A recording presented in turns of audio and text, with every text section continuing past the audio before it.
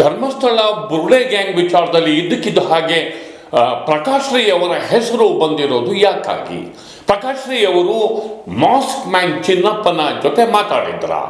ಹೌದು, ಮಾತಾಡಿದ್ದೆ ಅನ್ನುವ ಸಂಗತಿಯನ್ನು ಖುದ್ದು ಪ್ರಕಾಶ್ ರೈ ಅವರು ಸುದ್ದಿಗೋಷ್ಠಿಯಲ್ಲಿ ಬಹಿರಂಗಪಡಿಸೋದ್ರ ಮೂಲಕ ಸಾಕಷ್ಟು ಕುತೂಹಲ ಮತ್ತು ಚರ್ಚೆಗೂ ಕೂಡ ಕಾಣ್ತಾರೆ. ಅವತ್ತು ಒಂದಿನ ಗಿರೀಶ್ ಮಟ್ಟಣ್ಣ ಅವರು ನನಗೆ ಫೋನ್ ಮಾಡ್ತಾರೆ.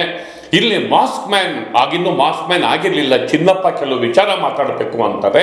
ತಮಿಳಲ್ಲಿ ನನ್ನ ಜೊತೆ ಮಾತಾಡಿದ್ದು ನಿಜ ಅನ್ನೋ ಮಾತನ್ನ ಅವರು ಹೇಳಿದರು. ನಂತರ ತನಿಖಾಧಿಕಾರಿ ಪ್ರಣಬ್ ಮೊಹಂತಿ ಅವರಿಗೆ ಆ ಮಾತುಕತೆಯ ಎಲ್ಲ ವಿವರಗಳನ್ನು ನಾನು ಸಲ್ಲಿಸಿದ್ದೇನೆ. ಇದರಲ್ಲಿ ರಹಸ್ಯನೂ ಏನೂ ಇಲ್ಲ, ಬಚ್ಚಿಕೊಳ್ಳುವಂಥದ್ದು ಏನೂ ಇಲ್ಲ. ಧರ್ಮಸ್ಥಳ ಪ್ರಕರಣದಲ್ಲಿ ನಾನು ಹೆಚ್ಚಾಗಿ ಸಕ್ರಿಯವಾಗಿ ಭಾಗಿಯಾಗಿಲ್ಲ.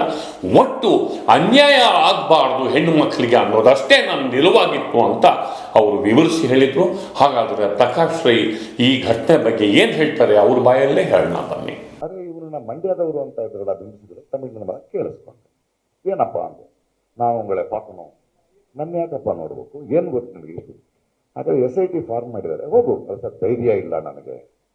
ನೋಡಪ್ಪ, ನನ್ನನ್ನು ಮೀಟ್ ಮಾಡೋದಲ್ಲ ಬೇಡ, ನಿನಗೇನಾದ್ರು ಹೇಳಬೇಕಾದ್ರೆ ನೀನು ರೆಕಾರ್ಡ್ ಮಾಡಿ ವಾಯ್ಸ್ ಕಳಿಸು, ನಾನು ಈಸ್ಕೊಳ್ಳಿ.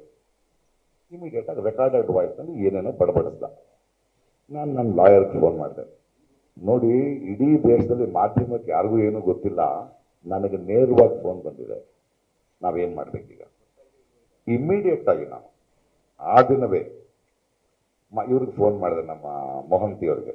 ಮೊಹಂತಿ ಸರ್, ಇದು ಫಾರ್ವರ್ಡು ಈ ಥರ ಇದೆ, ನಾನು ನಿಮ್ಮನ್ನು ಭೇಟಿ ಮಾಡಕ್ಕೆ ಬರ್ತಾ ಇದ್ದೀನಿ ಅಂತ ನೇರವಾಗಿ ಅಪಾಯಿಂಟ್ ತೊಗೊಂಡು ಬಂದು